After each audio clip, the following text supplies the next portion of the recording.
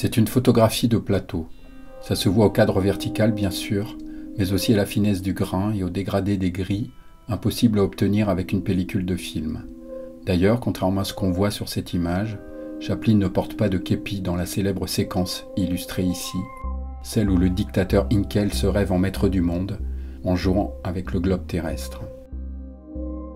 Je remarque d'abord la répétition des motifs ronds et des arrondis, la map monde en avant-plan et son support, la forme de l'écusson contenant les deux croix évoquant la croix gammée nazie et les deux moulures sur les portes à l'arrière-plan. Et surtout, bien sûr, les deux yeux ronds, exorbités et globuleux de Chaplin. On dirait deux billes. Toute l'image est construite autour de ce regard carnassier, fou, tout y converge. L'autre chose évidente est le mouvement qui émane de cette image. Le cadre est légèrement penché et l'axe est pris de biais par rapport au mur du fond et au personnage. Surtout, Chaplin y prend une pose complexe et savamment composée, avec un talon relevé, une torsion du bassin, un décalage des épaules, la tête légèrement penchée, le visage affichant un rictus, avec un doigt à la commissure des lèvres.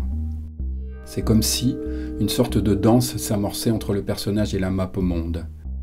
C'est là pour moi toute la grâce paradoxale de cette contorsion. Elle rassemble, en une seule image, toute la scène correspondante.